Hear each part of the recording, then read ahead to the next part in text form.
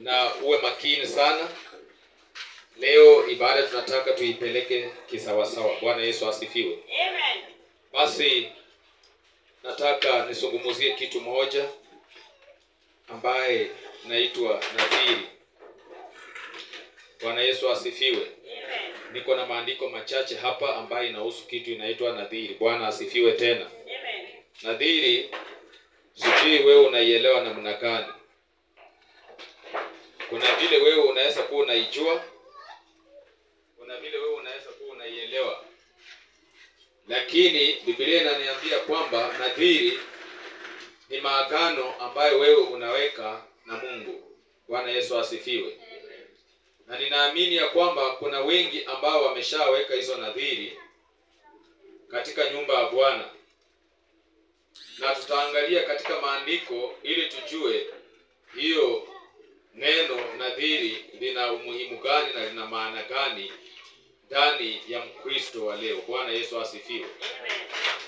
Basi ninapoangalia katika kitabu cha Hesabu 6 mstari wa 21, ukifungua nami pale utapata ikizungumza kuhusu nadhiri. Na hapo ndio utaweza kujua nadhiri inazungumza kuhusu nini na ina umuhimu gani katika maisha yako. Bwana Yesu asifiwe. Kama umepata useme amen. Kitabu ni cha Hesabu na sura ni ya 6 na mstari wake ni wa 21. Basi kama umekawia kupata, mimi nimepata.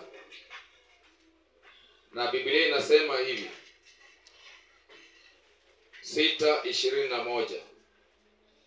Biblia Kiswahili inasema, sheria ya mnadhiri awekaye nadhiri ni hiyo, tena ni sheria ya sadaka yake atakayemtolea Bwana kwa ajili ya kujitenga kwake, pamoja na vitu ambavyo aweza kuvipata zaidi, kama nadhiri yake awekavyo ilivyo, ndivyo impasavyo kufanya kwa kuiandama sheria na kujitenga kwake. Bwana Yesu asifiwe. Basi Biblia imetuambia kuna sheria katika kuweka nadhiri. Kuna sheria ambaye Mkristo mwanadamu unastahili kuifuata na kuzingatia, ili ya kwamba Bwana aweze kupendezwa na ile nadhiri. Nadhiri tumeambiwa kwamba ni sadaka ile ambao wewe ambaye umefanya maagano ya kwamba Mungu, nitakutolea kwa ajili ya hii, na mimi ninatarajia hii shida ambayo iko kwa maisha yangu iweze kuondolewa. Bwana Yesu asifiwe. Amen. Basi ukiendelea kusoma katika Biblia, hiyo ni Musa alikuwa anazungumza na wana wa Israeli. Ikawa ya kwamba waende mbele za kuhani ili watengeneze sadaka, wapelekee Bwana, wapeleke mbele za Bwana. Bwana Yesu asifiwe. Amen. Na hata ukisoma Biblia inakuambia kwamba Bwana alikuja akanena na Musa, akamwambia kwamba aende akanene na Haruni na wanawe. Bwana Yesu asifiwe. Ya kwamba watakavyo wabarikia wana wa Israeli, mtawaambia Bwana akubarikie na kukulinda. Kwa sababu katika nadhiri, wakati wewe umetoa, unakuanga unataka ulinzi kutoka kwa Mungu. Inakuanga unataka ili ya kwamba Mungu aweze kuhusika katika mipango zako, katika ile mapato ambayo unapata, ama katika vile vitu ambavyo unatarajia kupata. Unaweza kumwambia Mungu ya kwamba sasa ninapotarajia hii kitu, Bwana, ninakuahidi iwapo ni sehemu ya 10 ama iwapo ni sehemu fulani ambayo nitatenga kwa ajili ya kutengeneza kutoa kama sadaka mbele zako. Bwana Yesu asifiwe. Naye Mungu katika ile nadhiri atakuja atekeleze hitaji la moyo wako na ombi la moyo wako ambayo utakuwa umeweka mbele za Bwana. Sema amen. Na katika hiyo hali atakayofika aseme ya kwamba sasa wakati umetimia, atakupatia ile kitu ambaye uliomba kwake. Iwapo ni mtoto ambaye ulimuomba, unaweza umeweka nadhiri, umeambia Mungu ya kwamba utakaponibariki na mtoto, utasema tu mtoto, utakuwa specific. Umwambie kama ni mtoto msichana ama kama ni mtoto mwanaume, ninataka Mungu nami nitakufanyia hivi. Bwana Yesu asifiwe. Kama atakuwa mtumishi kwa nyumba ya Bwana, utamwambia Mungu, huyo mtoto nitakukabidhi ili ya kwamba awe mtoto mtumishi katika nyumba yako. Haleluya. Naye atakapofika wakati wa kutumika, huyo mtoto Mungu ataanza kumdai, kwa sababu uliweka nadhiri na Mungu. Maana tumeambiwa kwamba sheria ya mnadhiri awekae nadhiri ni hiyo, tena ni sheria ya sadaka yake. Wewe ndio unajua sadaka zile ambazo unataka kumtolea Mungu.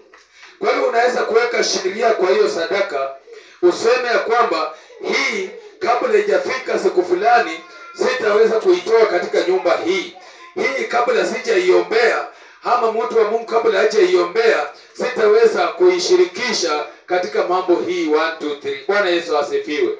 Lakini itakuwa ni sheria ambaye Mungu amekuwezesha. Basi angalia nami katika kitabu cha Kumbukumbu la Torati 23 na mstari wake ni wa 21. Kumbukumbu la Torati 23 na mstari wake ni 21. Bado inazungumza tu kuhusu hiyo mambo ya nadhiri.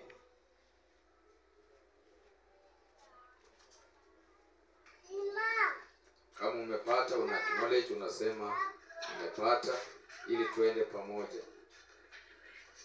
Na kama hujafaulu bado unatafuta, utaniambia.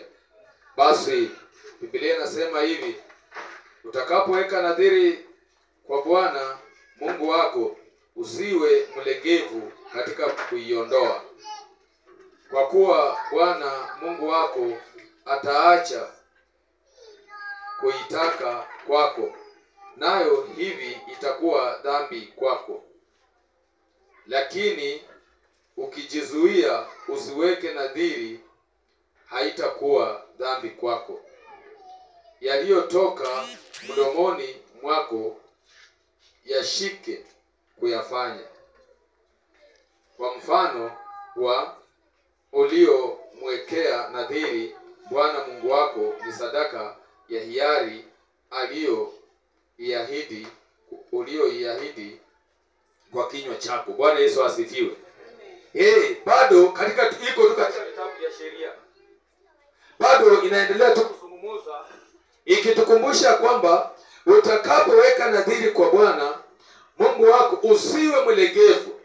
Maana inakuanga nyepesi sana mwanadamu anakuja anasimama mbele ya madhabahu kama hii, anakuja anasema kwamba mimi nitatoa kitu fulani katika nyumba ya Bwana. Bwana Yesu asifiwe.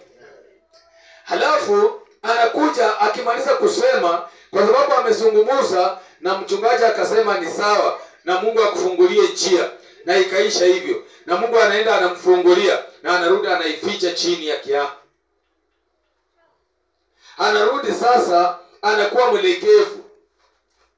Hata kanisani anaanza kukuja akirukaruka, kwa sababu anakumbuka ile nadhiri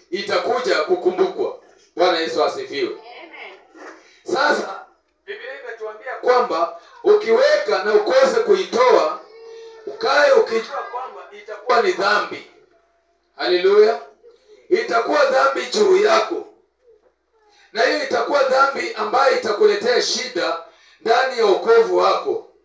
Itakuwa dhambi ambayo itakuwa ngumu kuiondoa tena.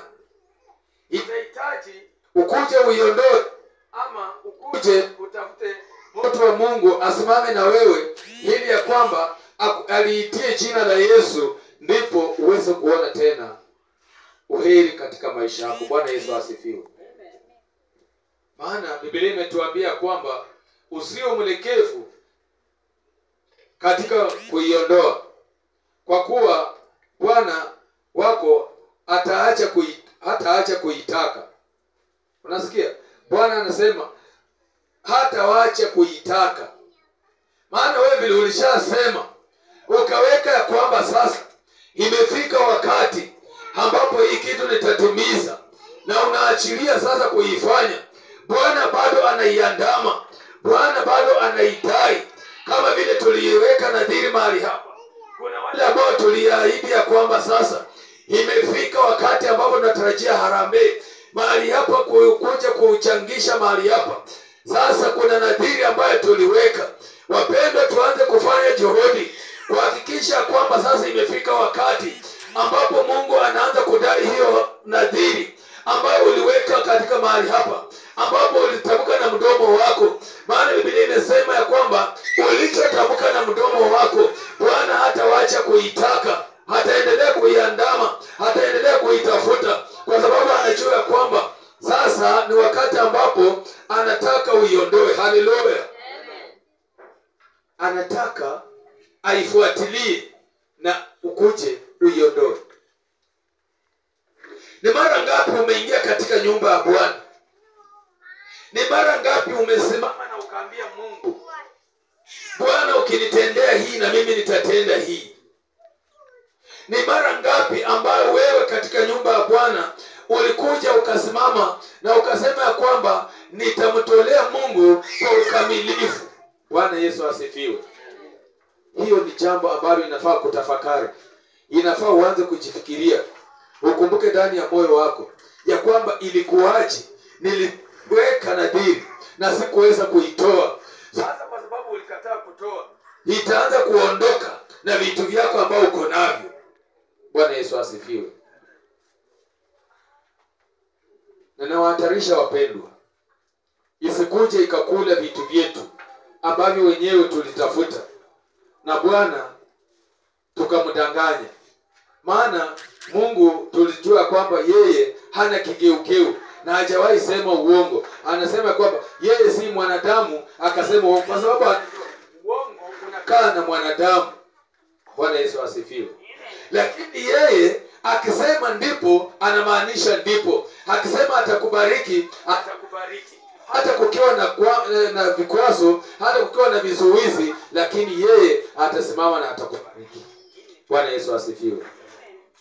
Pendwa, kuna dhambi zingine, kuna hali ingine, kuna magonjwa ingine inatuandama, inatupiga, na ni kwa sababu ya midomo yetu wenyewe tulitoa nadhiri tukasema ya kwamba Bwana nitakufanyia hii, na hatukuweza kutimiza. Inatukula siku ya leo, inafanya tunapata fedha, tunaweka katika mifuko, lakini unapata hakuna kitu. Haleluya.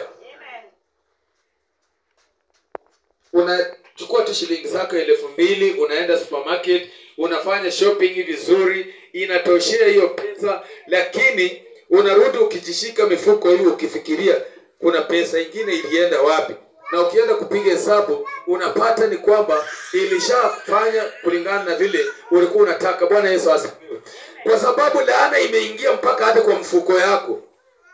Laana imeingia hadi kwa mfuko wako, ili ya kwamba inakula hata vitu vyako ambavyo ulikuwa umejiwekea akiba, vitu ambavyo ulikuwa umeweka ya kwamba zitakusaidia wakati wa shida.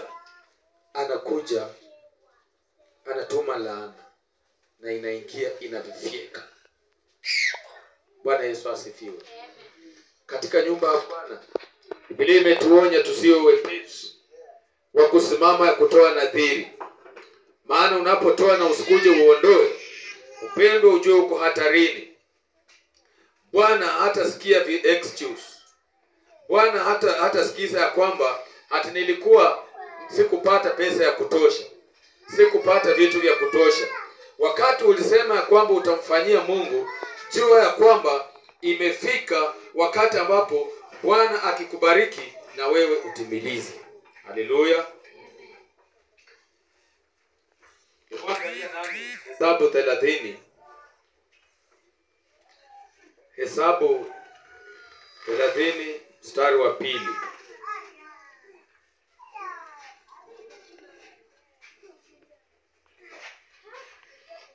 Tuanzie tu mstari wa kwanza. Numbers 30 verse 1.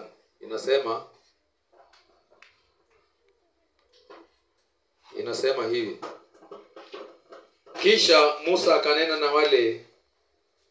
na wale vichwa vya kabila za wana wa Israeli na kuambia, neno hili ndilo aliloliagiza Bwana. Mtu atakapowekea Bwana nadhiri au atakapoapa kiapo ili kufunga nafsi yake kwa kifungo, asilitangue neno lake, atafanya sawasawa na hayo yote ya mtokayo kinywani mwake. Tena mtu mke atakapomwekea Bwana nadhiri na kufunga nafsi yake kwa kifungo, naye aketi katika nyumba ya babaye katika ujana wake, babaye naye akasikia nadhiri yake na kile kifungo chake alichokifungia nafsi yake, na babaye akamnyamazia, ndipo nadhiri zake zote zitadhibitika na kila kifungo alichofungia nafsi yake kitadhibitika. Bwana Yesu asifiwe. Basi hiyo ni Musa alikuwa anazungumza na wana wa Israeli, akawaambia kwamba ya kwamba makabila za wana wa Israeli, akawaambia kwamba mtu atakapomwekea Bwana nadhiri au atakapoapa kiapo ili kufunga nafsi yake kwa kifungo, asilitangue neno lake, atafanya sawasawa na hayo yamtokeao kinywani mwake. Bwana Yesu asifiwe.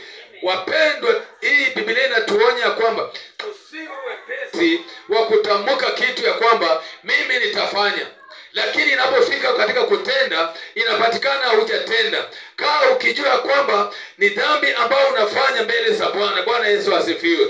Kwa hiyo wapendwa, tunafaa tubadilike, tujue kwamba Mungu si mwanadamu, tusimzoee Mungu kwa ajili ya kuja kuweka nadhiri na tuweze kuzitoa. Haleluya. Basi ukiangalia hata inapofika katika vifungo, unataka vilegezwe, unaweza kuwa katika hali ambayo inakusumbua, unaishi maisha ambayo unaishi ya kwamba kila wakati hata kuna magonjwa ama kuna madhabahu iliinuliwa kinyume na wewe, inaenda ikikurudia kila mahali ambapo unaenda, unapata ya kwamba hakika hiyo tu ndio inakusumbua, na kumbe ni wale ambao ni nadhiri zile ambazo hata wazazi wetu waliweka mbele za nyumba ya Bwana, waliweka lakini hawakuweza kuziondoa. Sasa wakati huu zimeinuka, zinanena ndani ya maisha yetu. Kwa hiyo wapendwa, tunafaa tuinuke, tuanze kujua kwamba ni wakati wa kumtafuta Mungu, ili ya kwamba hizo nadhiri ambayo tuliweka katika nyumba ya Bwana zitakuja zitimbie. Basi tunafaa kuzitembeza ili ya kwamba Bwana aturudie, ili ya kwamba Bwana atufungulie njia, tuanze kuona mafanikio, tuanze kutembea katika nyayo zake, tuanze kutembea katika uwepo wake. Haleluya. Basi najua kwamba kuna watu ambao tulisema ya kwamba kufikia mwezi wa 5 ama mwezi wa 4 nadhiri zile ambazo tuliweka mbele za Bwana. Bwana leo hii anaanza kudai, anaanza kukuuliza sasa, ni kitu gani unafanya kudhibitisha kwamba kweli ile nadhiri ambayo ulifanya inaendelea kutimia, ile nadhiri ambayo uliweka inaendelea kutimia. Maana katika maneno yote ambayo ni ya mdomo yako, hiyo ndio inakutia unajisi, hiyo ndio inafanya kwamba hata unakosa baraka, hata unakosa amani, kwa sababu ya kwamba wewe mwenyewe na mdomo wako ulisimama, wewe mwenyewe na kinywa chako uliinuka ukasema ya kwamba nitafanya, lakini hujaifanya. Ni wewe ni kama yule mtoto ambaye Bwana anakuachia kazi, anakuambia unipate, umeosha hizo manguo, ukasema ndio baba nitaosha, lakini anaporudi hanapata hujafanya. Haleluya. Amen. Mtoto mkorofi, watoto wakorofi, wale ambao hawasikii, yani wanadanganya paka mzazi. Sasa anamwambia nimekupatia homework, nipate umefanya, lakini anarudi anapata hakuna kitu imefanyika. Bwana Yesu asifiwe. Kwa hiyo tusiwe mifano kama hiyo. Tujue kwamba Bwana si mdanganyifu na hana kigeugeu, akimaanisha kwamba sasa ameshalijiita jina lako, hawezi kubadilisha tena. Ile ni wewe mwenyewe uingie katika njia ambazo hasifai, hapo ndio Bwana atakosa kukaa karibu na wewe. Bwana Yesu asifiwe. Amen. Baraka utakuwa unasikia tu. Nani ambaye amewahi kusikia hata tu kwa ndoto, wacha hata kuona, kwa ndoto tu akaambiwa kwamba nimekubariki? Ukaambiwa tu hata nimekubariki. Kunaye? Ona, hata hakuna. Sasa hizo baraka tunafaa tuzitafute. Na tunapotafuta, tafuta katika njia haki, kumtii Bwana na kumtolea nadhiri iliyo ya haki. Bwana Yesu asifiwe. Amen. Yangu yenye niliweka na Mungu ni yangu binafsi. Hiyo siambii mtu na itatimia. Bwana Yesu asifiwe. Amen. Iko itakuja kuthibitika tu. Kwa sababu Biblia imesema nisio mwepesi na nisio na mdomo wa rahisi kutamka, alafu naye mambo ya kutenda inaleta shida. Amen. Amen. Mambo ya kutamka unatamka, lakini kiwe kutimiza inakuja sasa inaleta shida. Bwana Yesu asifiwe. Amen. Unaanza kitu inaitwa procrastination, si ndio? Ni mwezi ujao nitatoa hiyo pesa, wiki ijayo nikipata pesa nitatoa. Zikiingia unafikiria, unasema na sasa hizi naona kama acha nisiweke. Haya, mwaka huu mwingine nitatoa next year, paka inafika sasa ni miaka. Bwana Yesu asifiwe. Imetoka kwa siku, imetoka kwa miezi, imefika kwa mwaka. Na Mungu naye anangoja tu. Umeambiwa ya kwamba hachangi kuiandama, bado anaendelea tu kuitafuta. Sasa kaa ukijua kwamba kwa mwaka ukiwa utatoa nadhiri 2 ama nadhiri 3 na hujaiondoa, sasa utaanza na gani ndio ifikie Mungu sasa kuanza kufungua? Amen. Kwa hivyo ni swali ambalo nimewapea homework, mwanze kutafakari. Mhubiri 5 mstari wa 4 na mstari wa 5 inazungumza tu maneno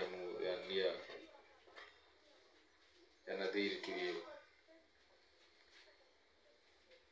Mhubiri 5 mstari wa 4 na wa 5, Biblia inasema, wewe ukimwekea Mungu nadhiri usikawie kuiondoa, kwa kuwa yeye hawi radhi na wapumbavu.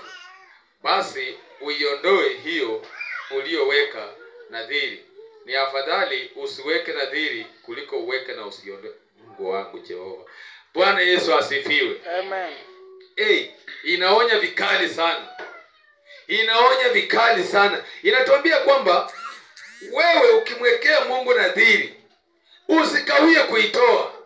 Weka ukijua kwamba immediately wakati atakupatia chenye ulikuwa unaombea, naye uwe tayari, uwe mwaminifu.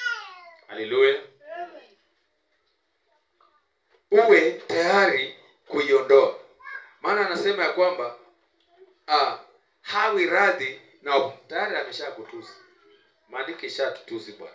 Inatuambia hawi radhi na wapumbavu. Yaani upumbavu utakuwa ni kwamba umefanya kitu yenye unajua kwamba umeahidi na hujaifanya. Bwana Yesu asifiwe. Sasa Biblia imetuambia kwamba tutakaa kama wapumbavu. Na Biblia inasema kwamba Mungu naye hawezi kuwasamehe watu wale wapumbavu, kwa sababu kuna wakati ukisoma Biblia Paulo alisema kwamba hii taabu ilinipata kwa ajili ya upumbavu wangu. Amen. Hii shida ilinikumba kwa sababu ya upumbavu wangu. Kwa sababu kuna vitu zingine ambazo tunajiingiza na inakuja inafanya maisha yetu yanakuwa vifungo. Alafu unaanza kulia kwamba nimejaribu kuomba, sijaona kufanikiwa. Nimejaribu kuenda mikutano hata ya kufunga na kukesha, lakini sijaona breakthrough. Kwa hivyo ukae ukijua kwamba jipeleleze, fuatilia njia zako, uanze kujua kwamba ni nini ambao uliahidi Bwana na hukuweza kutenda. Tusimame juu. Haleluya.